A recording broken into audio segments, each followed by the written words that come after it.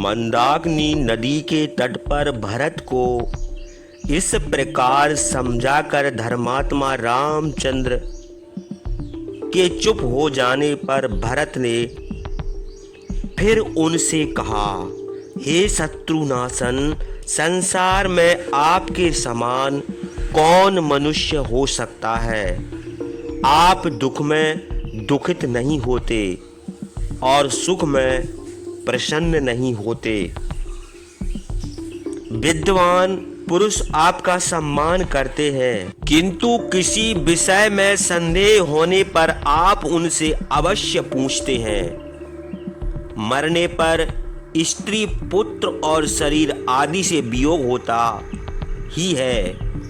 यह समझकर जीवित अवस्था में ही जो मनुष्य इनसे सब से वियोग समझे तो उसे किस बात का शोक हो सकता है।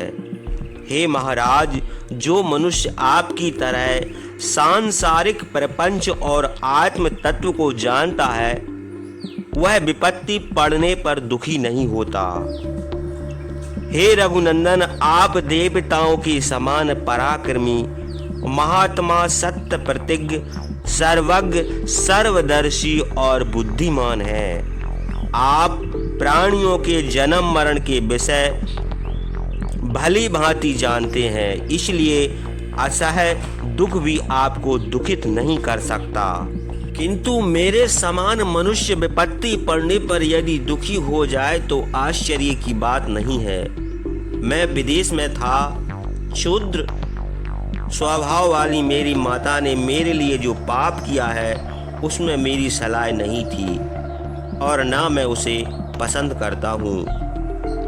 अतएव आप मुझ पर प्रसन्न हो। मैं धर्म का त्याग करना नहीं चाहता, इसलिए इस पापनी माता को दंड देने योग्य होने पर भी कठोर दंड देकर मार नहीं डालता।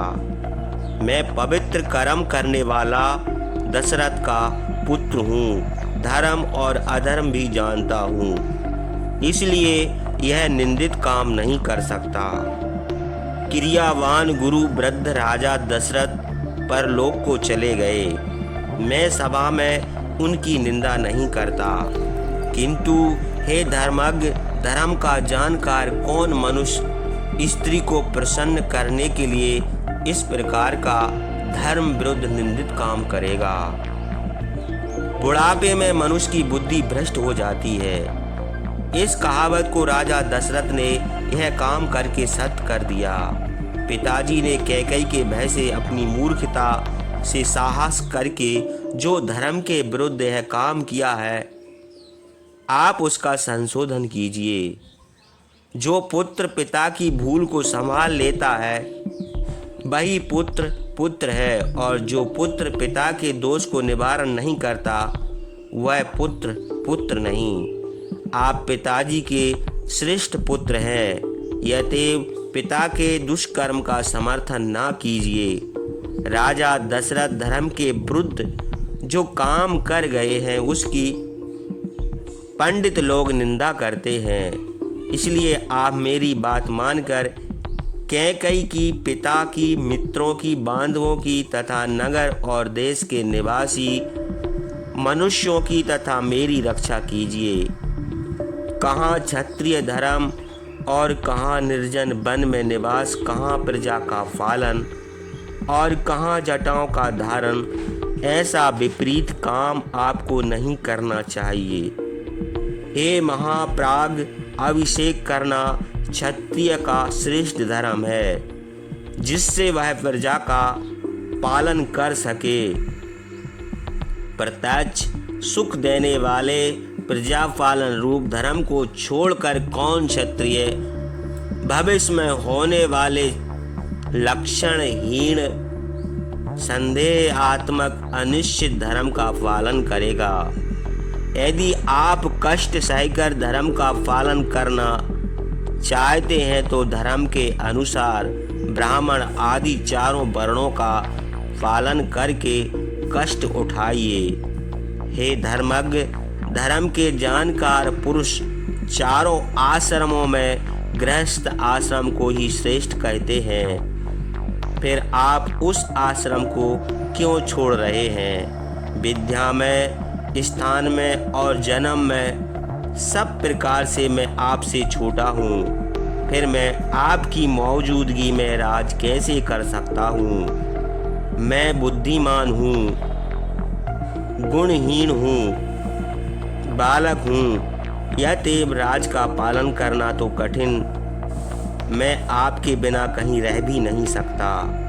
हे धर्मज्ञ, आप धर्म के अनुसार अपने बंधु बांधवों के साथ सावधानी से पैतृक राज का पालन कीजिए। संपूर्ण प्रजा और मंत्र जानने वाले वशिष्ठ आदि सब ऋतुज यही आपका अभिषेक करें। आप अपना अभिषेक कराइए और जिस प्रकार इंद्र शत्रुओं को जीतकर देवताओं के साथ स्वर्ग में रहते हैं, उसी प्रकार आप भी प्रजा का पालन करने के लिए हम लोगों के साथ अयोध्या को चलिए। देवताओं, ऋषियों और पितरों के ऋण से उद्धार होकर मित्रों को प्रसन्न करते हुए मुझे शिक्षा दीजिए। हे आर्य, आज आपके अभिषेक से मित्रों को प्रसन्नता हो और आपको दुख देने वाले शत्रु डर कर इधर उधर भाग जाएं। हे पुरुष श्रेष्ठ, आप मेरी और मेरी माता की लोक निंदा दूर कीजिए और पूज्य पिताजी को भी पाप से बचाइए। मैं आपके पैरों पर सिर रखकर प्रार्थना करता हूँ। जिस प्रकार भगवान शंकर सब प्राणियों पर दया करते हैं, उसी प्रकार आप मुझ पर और बांधवों पर दया कीजिए। यदि आप मेरी प्रार्थना न मानकर यहाँ से दूसरे वन को चले जाएंगे तो मैं भी आप ही के साथ चलूँगा। पैरों पर सिर रखकर दीन भाव से भरत के इस प्रकार कहने पर भी पिता की आज्ञा में स्थित महापराक्रमी रामचंद्र ने अयोध्या को जाने की इच्छा नहीं की। उनका यह दृढ़ निश्चय देखकर सब लोगों को एक साथ हर्ष और विषाद हुआ। वे अयोध्या को नहीं जाएंगे, यह समझकर लोगों को दुख हुआ और अपनी प्रतिज्ञा को इतनी दृढ़ता से पालन कर रहे हैं, यह देखकर हर्ष हुआ। प्रधान नगर वासियों ने भी आंखों में आंसू भरकर रामचंद्र से अयोध्या को चलने की प्रार्थना की। रेवतिज, सेनापति, मंत्री और सब माताओं ने भरत को रामचंद्र की प्रार्थना करते देखकर उनकी बहुत प्रशंसा की।